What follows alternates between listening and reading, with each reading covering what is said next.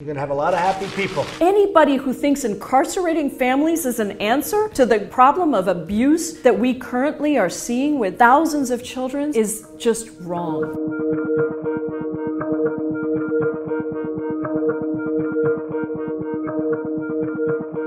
Every single one of these women were seeking asylum. Not a single one of these women had been given a credible fear hearing, which is what starts the asylum process. And they told me heartbreaking stories of what had happened to them. One woman from El Salvador had 3 children. Her first child was shot and murdered by gangs. Her second child was shot and paralyzed by gangs. And she took her final 3rd child, the only one that had not been shot, and brought him to safety to try to seek security. She left her other child at home and had to make that tragic decision because she didn't know what else to do. These are the stories of the women that are coming. And they told me that the federal prison was the first place they had been treated like human beings. Can you imagine the conditions that they were held in? Many of them, about 40%, had been held for more than a month in detention, various facilities. They told me that they were humiliated. They were treated like animals and told that they would never be reunited with their families. They called those facilities by nicknames like the dog pound